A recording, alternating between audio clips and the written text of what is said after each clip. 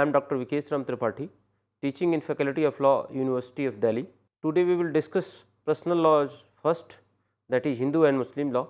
Learning outcome of this presentation will be the meaning of personal law along with the sources of Hindu and Muslim laws, concept of marriage and divorce among the Hindus and Muslim, rules relating to succession and devolution of property amongst the Hindus, rules relating to inheritance and devolution of property amongst the Muslims.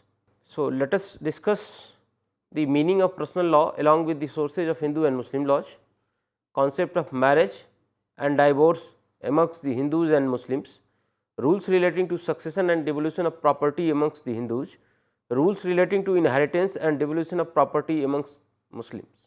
Friends, the people of India belongs to different religions and faiths, and that is why we are governed by different set of personal laws in respect of matters relating to family affairs, that is marriage, divorce and succession. Hindus are being governed by their own personal laws, Hindu personal laws. So, therefore, Hindu personal laws are applicable to them. Muslims are governed by the Muslim personal laws, Christians are governed by the Christian personal laws, and Parsis are governed by the Parsi personal laws. Now, let us discuss who is an Hindu. So, friends, a Hindu is any person who is a Hindu, Jain, Sikh or Buddhist by religion, that is all the persons those they are Hindu by religion.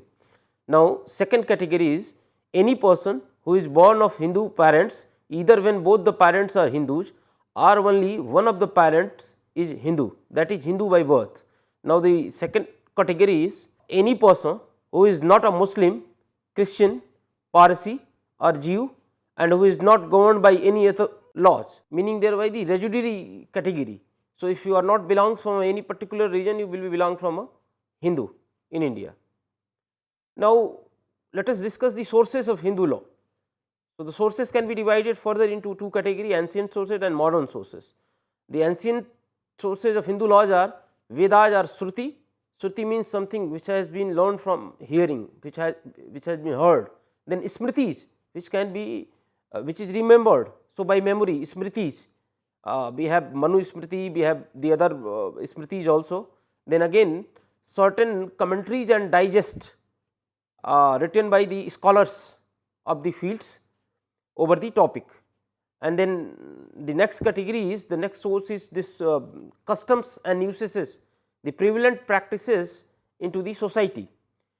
Now, coming to the modern sources, the first category is the equity, justice and good conscience principles, the principles that are being followed by the courts over the period of time. Now, the specific judicial decisions over the specific issues related with the Hindus laws. And then the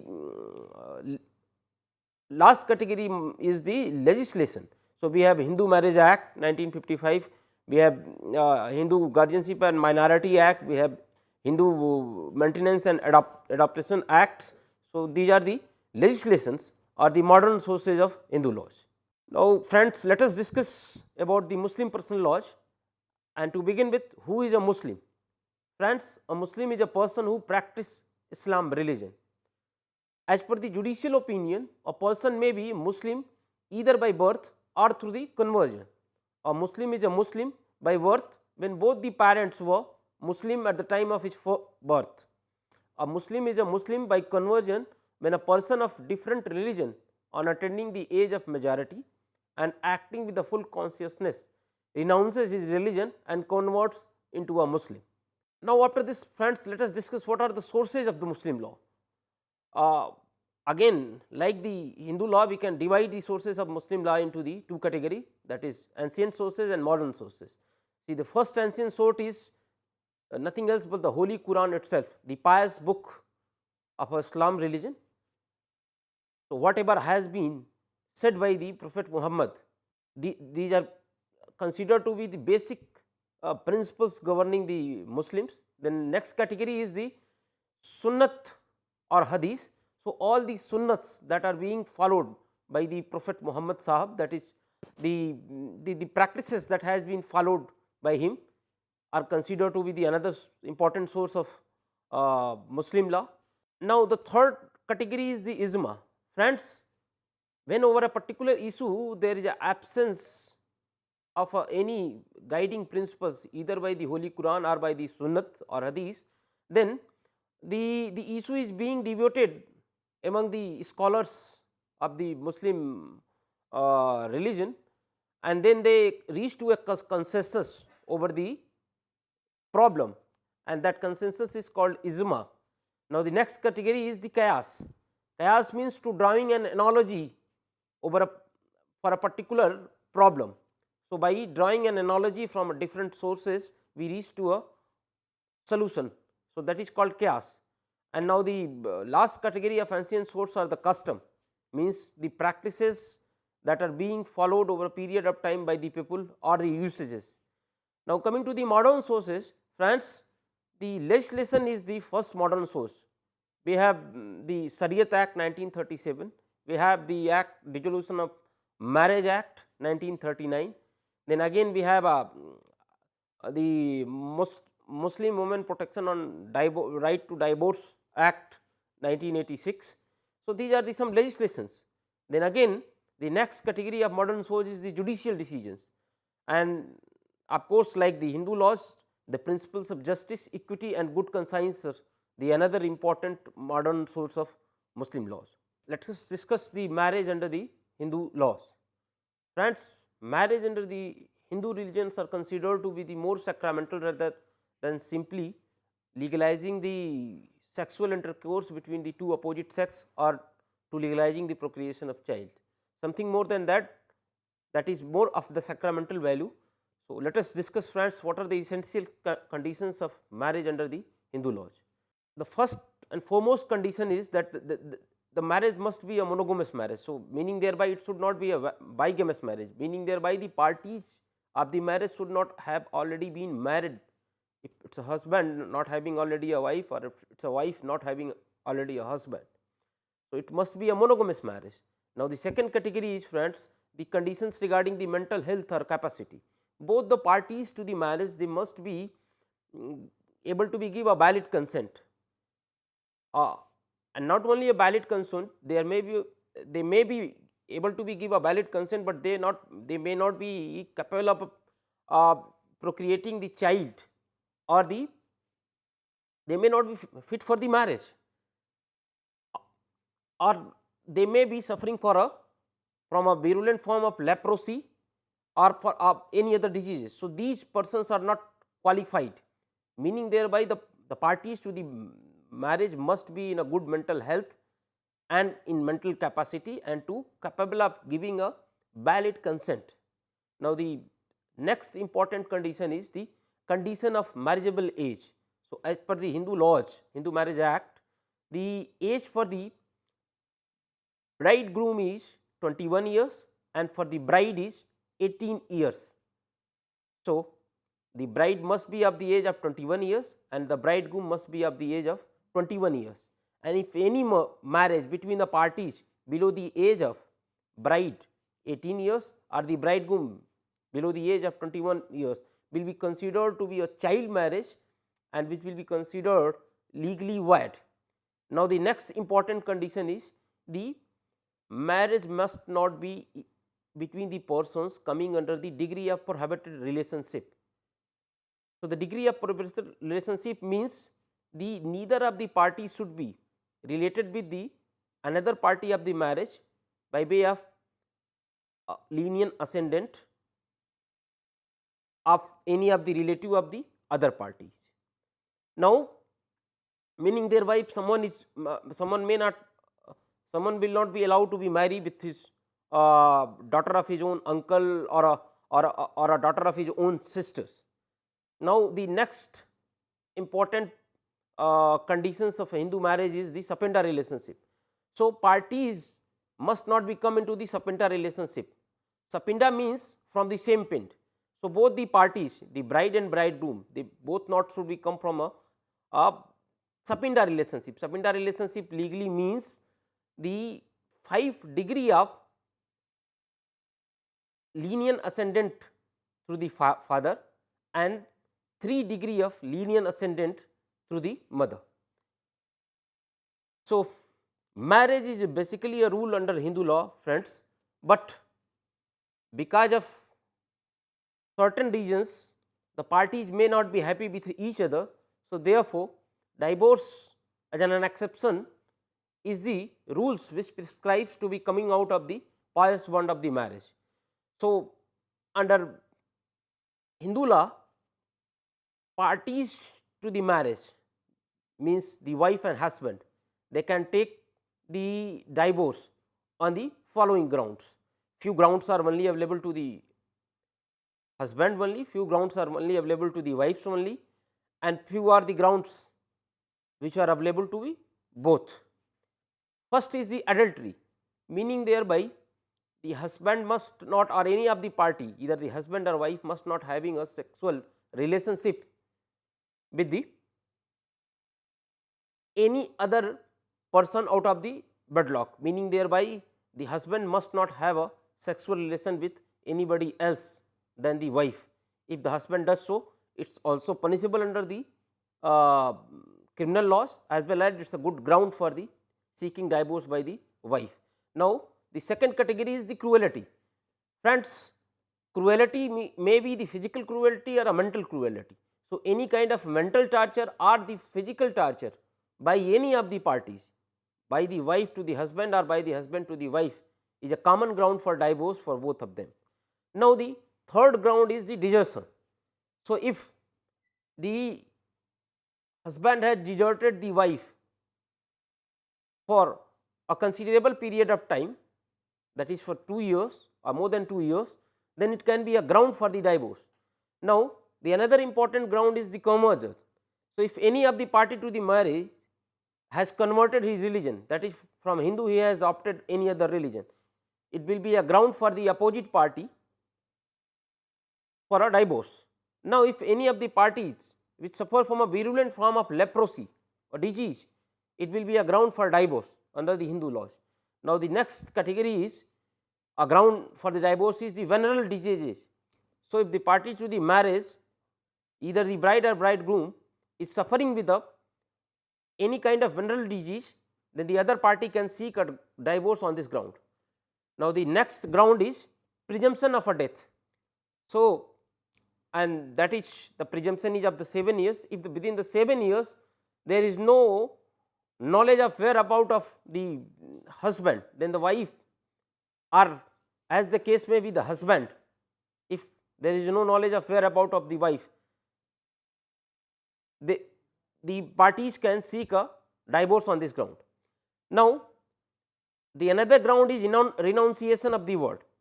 So, if any of the party has renounced the word for whatever reasons, the other party can claim a divorce on this ground.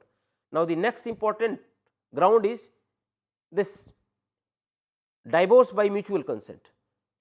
So, if both the parties are by mutual consent, they are agreed that not to be live together, they by filing a petition they can separate their to each other, and by this the marriage is dissolved. Now, the next important ground is irrevocable breakdown of a marriage. So, if the parties are living separately by the court orders for almost more than 1 year, they are living separately, that is called judicial separation.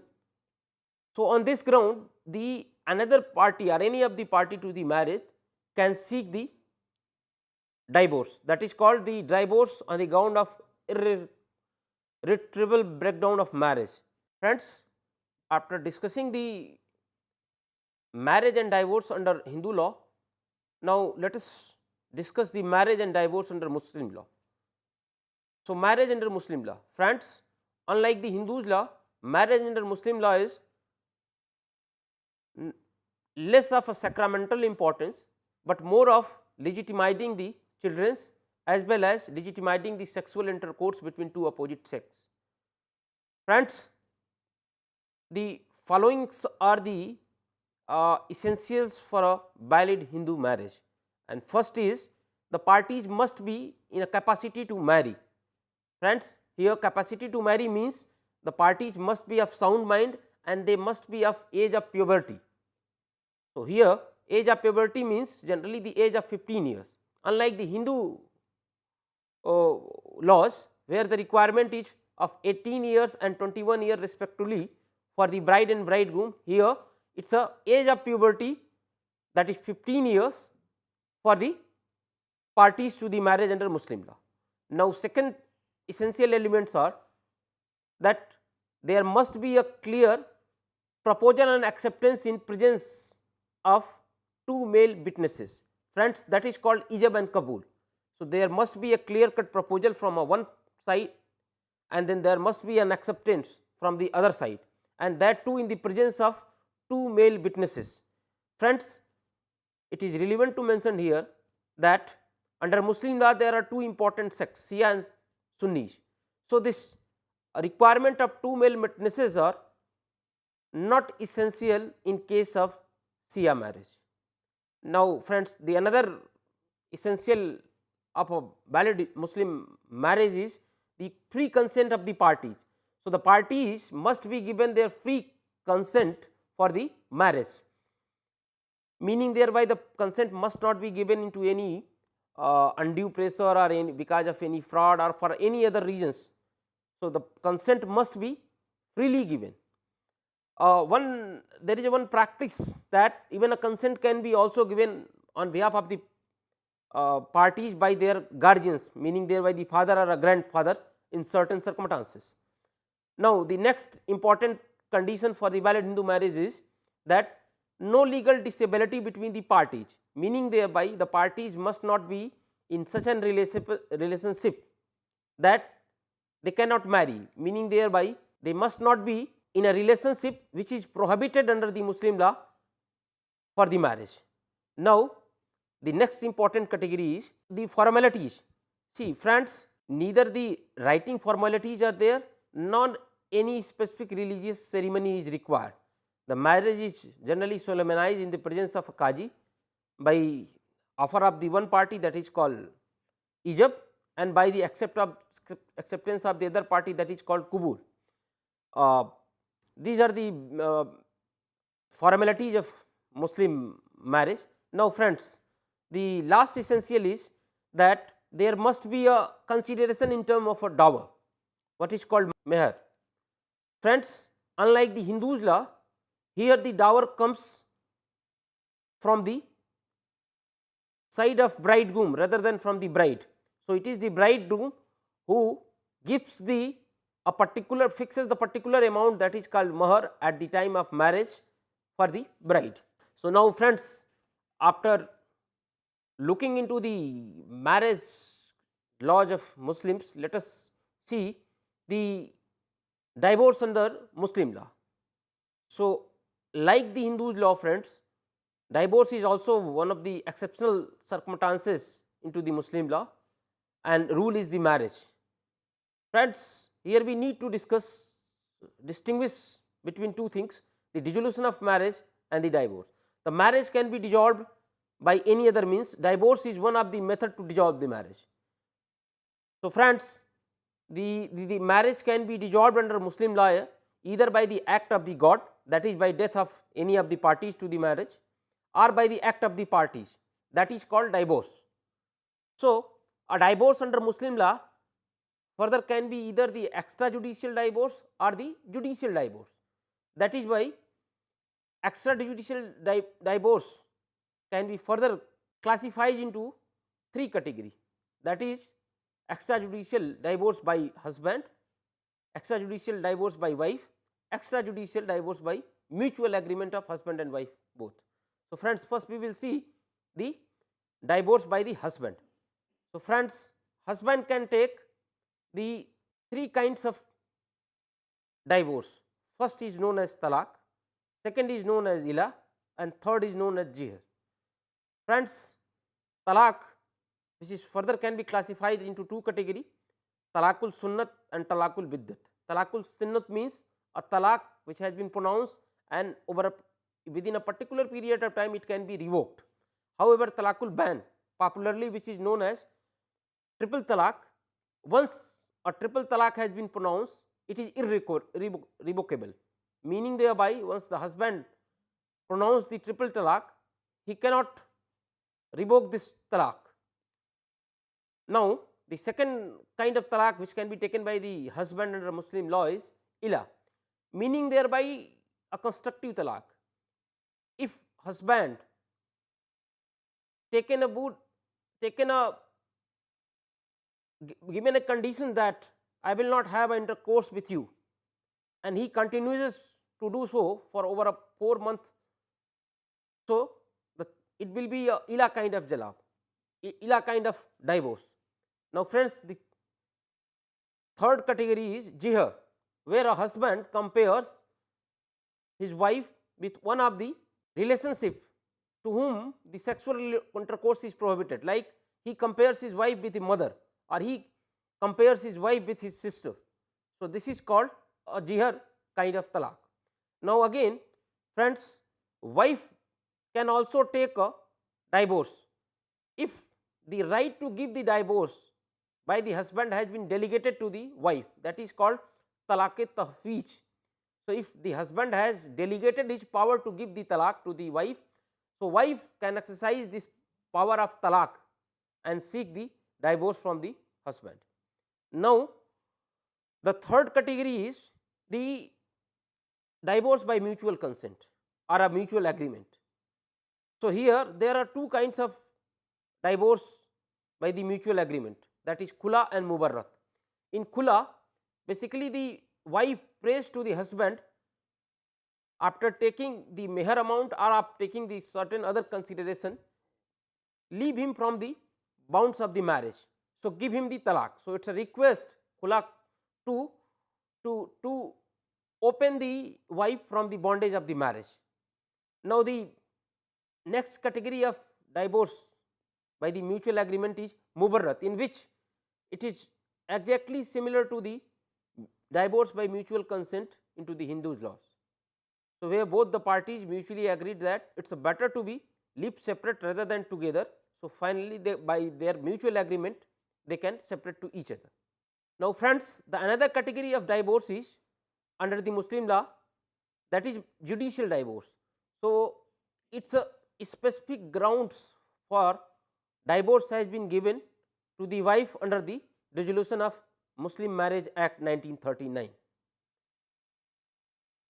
So friends, after discussing this Hindu's law of marriage and divorce, and after discussing Muslim laws of marriage and divorce, let us discuss the succession of or the inheritance of property into the Hindus and Muslim. So friends, either the Hindu or a Muslim, they both can divert their property either by making a specific will, that is called testamentary succession, or by, if they do not have make the any specific will during their lifetime, then the properties will go according to the intestamentary succession, the rules of intestamentary succession. Friends, if a Hindu dies after making a testamentary instrument for the succession of his property, that is called will, then the rules of Indian Succession Act will apply, and the property of a Hindu will be goes on to the future heirs as per the rules of Indian Succession Act and the specific will made by the Hindu. When friends, if a Muslim makes his will or a wasiyat, what we popularly call, then it will be go as per the Shariat laws, and the one difference between the wasiyat of Muslim and a will of a Hindu is that there is a limitation to the Muslim that he cannot make his wasiyat of more than 1/3 of his whole property.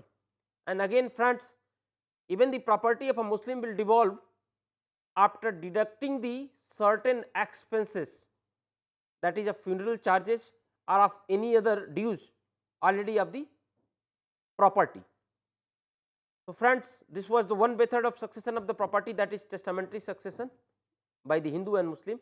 The another category is intestamentary succession, that is if a Hindu or a Muslim has died without making a will.